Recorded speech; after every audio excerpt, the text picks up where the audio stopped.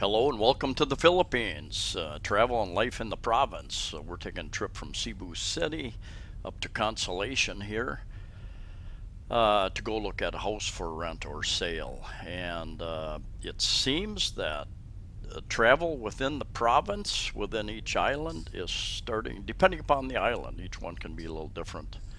Restrictions depending upon the local government units. But traffic seems to be getting back to normal. We took a taxi up here and it was real heavy traffic until we got up here into Consolation, up north of Cebu City.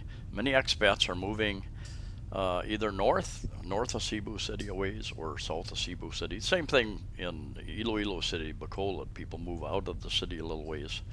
Generally, your rents, your cost of things, cost of living is cheaper. But it seems, unless you're trying to travel to another island with more strict guidelines, or you're going to a resort that has more strict guidelines, or if you're flying, the airlines have certain protocols, requirements, restrictions. But getting in a taxi, getting in a jeepney, getting on a bus, there were no checkpoints.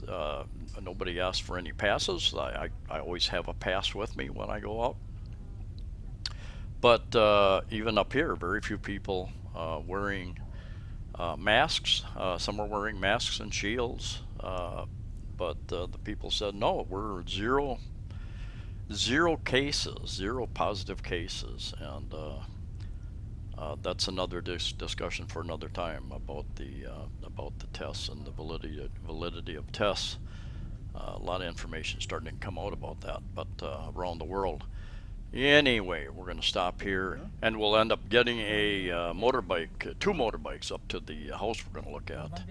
And anyway, please hit the like button if you haven't done so already. It really helps with the YouTube algorithms to get the channel and the videos promoted. Really would appreciate that.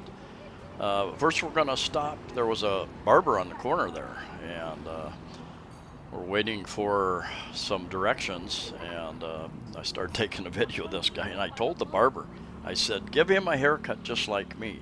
And if you don't know, I've got a shiny head. I'm shaved head. And he started cutting it like this, and I thought, oh man, I went into shock. I thought, oh man, he's taking doing what I told him instead of what the mother told him.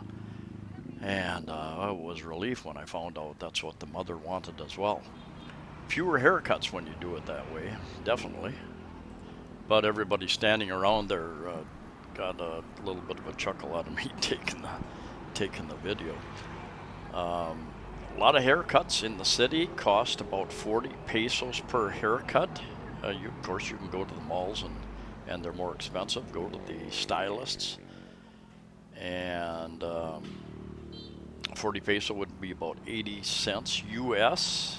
But I suspect that once you get out here in the country, out in the province, the term province usually means out of the city, out in the country, the smaller towns, that it probably is a little less, probably less for children as well. Not sure about that.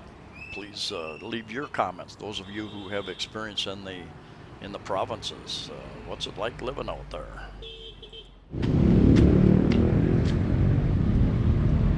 Walking to the barangay hall.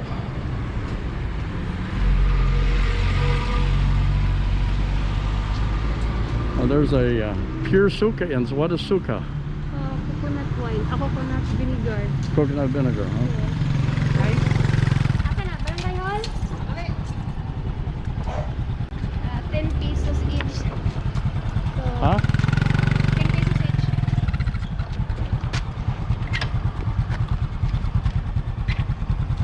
Tira? Barangay hall, okay? Nahugan ba eh? No accident. Or you pay Slowly. Huh? Okay. Yep. How fast does this thing go? Oh, very heavy, huh?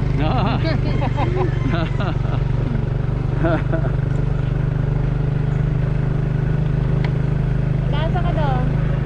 Diri ako. So 10 pesos each, not bad. And we were told by whoever was gonna show us the house that Oh, just walk up to the barangay hall. It's not very far, and that can mean anything. And I was going to walk, but glad we didn't, just to save time. You know, I would have been happy to walk. I like to walk, but it was a lot further than what we thought it probably was. And we ended up getting a second motorbike. We waited at the barangay hall. Village, barangay means village. And for the second driver to come to get us, for the person that was going to show us the house. But anyway, it gives you a little bit of look around the provinces. They're intermixed, many different types of houses. Some very nice, larger houses, some very small, cheaper houses. So you can find anything you want within that type of budget. Best thing is to find a Filipino that you trust to help you find and negotiate. Filipinos are very well networked. They know somebody who knows somebody who knows somebody who has the information or the rental or whatever it is that you need. They're the repair people. Somebody to help you move your goods. Somebody knows somebody with a truck. Anyway, here's the barangay hall, and we're gonna wait here for a few minutes. Hubble? Yes. Always? How far do you go? In Cebu City. Oh, how much to Cebu City? 250. Huh? 250. 250? Yes. Pero isa naman ka good no? Sara ka Isa ka Sayro. Very traffic today. Very. Finding a CR, a toilet, can be a challenge. CR means comfort room. So when you hear that term, it's a toilet. These barangay halls usually have one. Service stations, gas stations, petrol stations, they usually have a CR toilet that you can use. The various malls do. A lot of places don't have them, you know. There are a few public CRs around. Some will charge you 5 pesos to use it. But anyway, this one was free. And go down this very narrow. If you were a really big guy, you might have to squeeze through this narrow little hallway.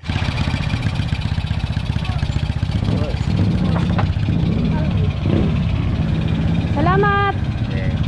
And here we met the person that was going to show us the house, and a second motorbike driver who was going to take us there. And I'm not sure. I don't know if it was 10 pesos. I think minimum is 10 pesos anywhere in town. 10 pesos a piece.